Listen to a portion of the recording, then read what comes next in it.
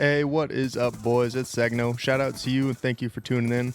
Today, we're going to be looking at my favorite 3-attachment assault rifle loadouts in Black Ops 2. If you enjoy these types of videos, consider dropping your boy a sub, and without further ado, let's get right into this thing.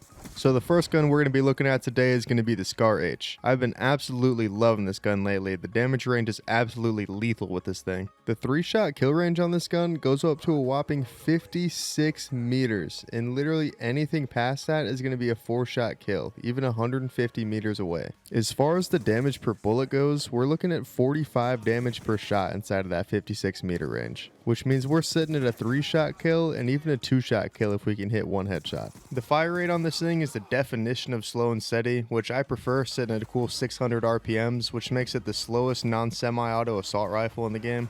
The Scar H just perfectly encapsulates the old Call of Duty mantra of whoever shoots first wins the gunfight. So for our first attachment, we're going to be running stock. With assault rifles, you're only moving at 40% of normal movement speed while ADS'd without the stock. But with the stock, you're all the way up to 88% of normal movement speed. So you're moving over 2 times as fast while ADSing with the stock versus without. And with how important left stick aiming is, especially with the dead zone issues we've been having on these PS5 ports, having real mobility while aiming down sights is crucial to help you win your gunfights. And then with that slow 600 RPM fire rate, quick draw is going to be all the more important on this gun to help us get that accurate first shot off. And then lastly, I've been running the suppressor to help me stay off the map. The range is so far on this gun, it makes almost no difference, and the stealth benefit we get added on top of the range makes it a no-brainer for me personally. So for perk 1 here, we're going to partner up with a suppressor, and we're going to go ahead and toss on Ghost here to keep us entirely off the enemy minimaps. Perk 2 is going to be Toughness, and for Perk 3, we're going to put on Perk 3 Greed, and we're going to run Extreme Conditioning and Tac Mask.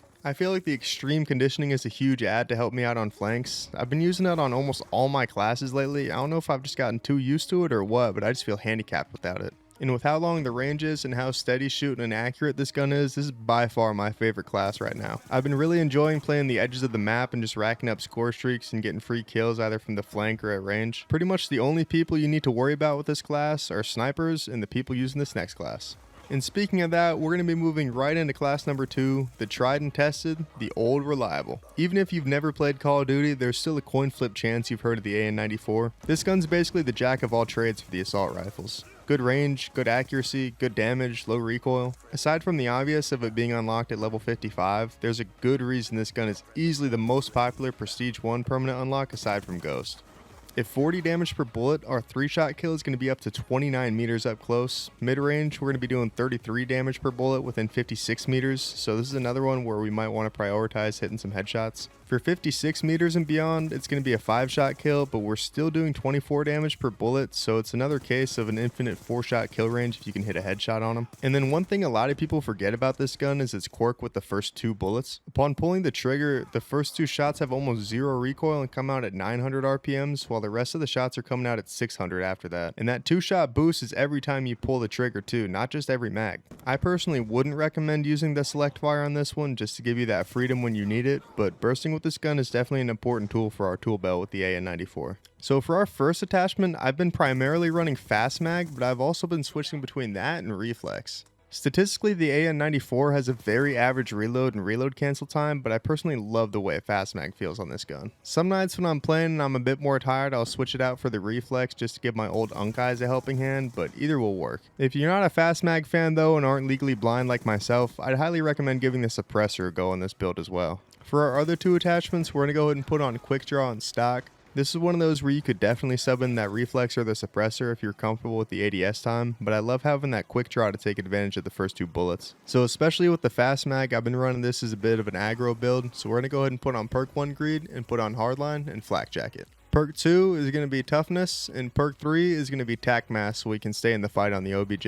I've been trying out all sorts of AN-94 builds lately, so let me know in the comments below if you might want to see a video of that. And if you have any AN-94 builds of your own you've been rocking with lately, drop them down there in the comments too. I'd love to try them out and give them a shot.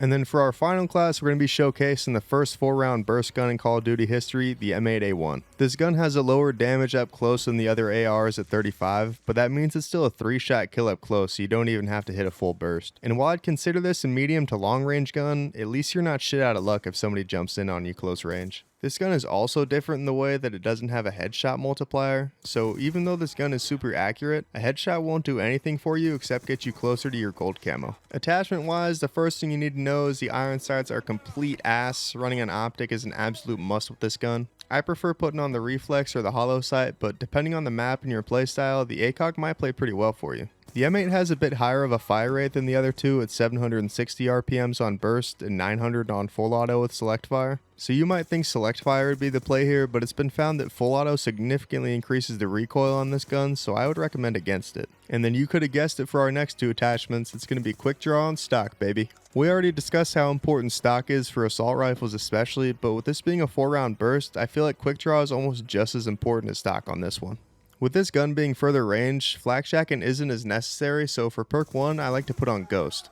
For perk 2, we're going to go ahead and put on perk 2 Greed, and we're going to toss on Toughness and Scavenger.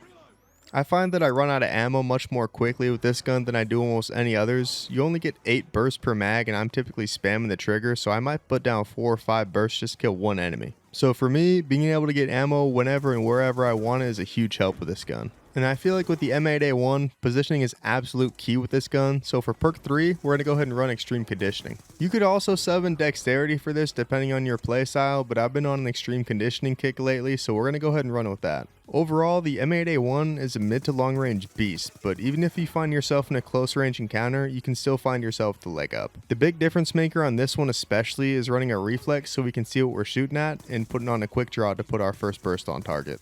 Alrighty boys, so that's going to do it for today's video, the 3 best 3 attachment assault rifle classes in Black Ops 2 right now. I'm also working on a Scar H loadout video next just because of how much I've been rocking with that gun lately, so keep an eye out for that one. And then I'm also thinking of putting together an actual multiplayer guide for this game to help you get more kills and stay alive longer. I've been having to relearn a lot of the old tips and tricks that I used back in the day, and I've been having some fun relearning them and seeing the improvement, so I think it might be fun to share that with you guys too. But anyways boys, go ahead and drop a like if you found this video helpful. Leave a comment down below what your guys' favorite classes are, especially for the AN-94. I'm wanting to make a video on that one too. And then also consider dropping your boy a sub if you enjoy this type of content and want to see more in the future. But anyways, shout out to you. Thank you for tuning in. I'll catch you in the next one. Peace.